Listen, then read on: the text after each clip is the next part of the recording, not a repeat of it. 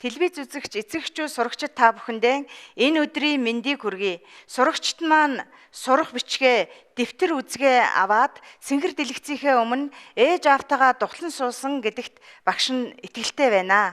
5 дугаар ангийнхан маань ямар ч үйл ажиллагаанд зохион байгуулагдаж хэвшсэн учраас аль хэдийн бэлэн болцгоосон гэж ойлгож байна. За, зүйр үгийг эвлүүлж ажиллацгаая. За, зүйр үгээ эвлүүлж амжсан хүүхдүүдээ ажил хийж хүн болдог, ард давж хүлэг болдог гэдэг зүйр үгийн утгаас харахад өнөөдрийн хичээл маань ажил хөдөлмөртэй холбоотойгоор зохион байгуулагдах нэ гэсэн таамаглал төрж байгаа. Тэгэхээр хүүхдүүдээ ажилч хичээнгүй болцгоё гэсэн сэдвийн дор гэр орныхаа ажилд чадах чинээгээрээ туслах ёстойг ухаарч ойлгох зорилготойгоор хамтран ажиллацгаая. За, сурагч бадрахыг ажиглаарай хүүхдүүдээ. Бадрах ямар зан чанартай гэж та нар бодож байна? Хамтран дүгнцгээе. Бадрах итвэхгүй, санаачлаггүй, залах уу гэж найзууд нь үнэлсэн байх юм. Бидний үеийнхэн дотор ийм хүүхдүүд байдгүй.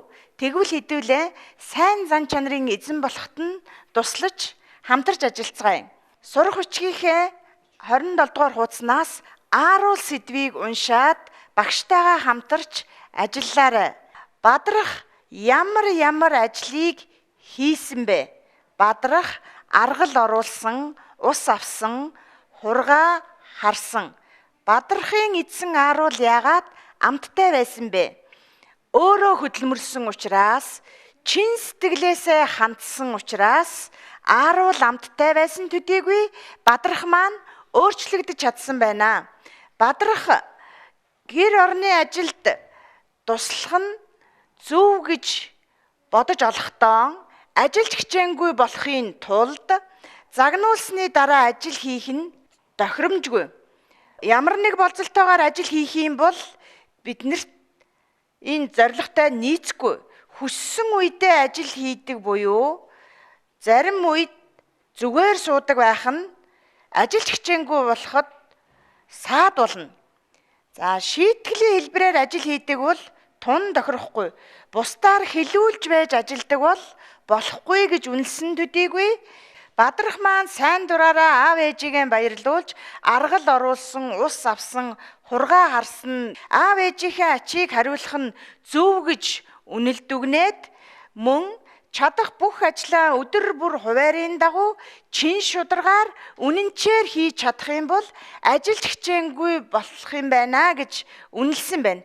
Тэгэхээр хүүхдүүдээ бадрах найз шигэ хэн нэгэнд туслаад төрсөн сэтгэлдээ бичээрэй. Ажилд нь тусалсан хүний нэрийг бичнэ. Ямар ажилд тусалсан юм бэ? Тодруулна.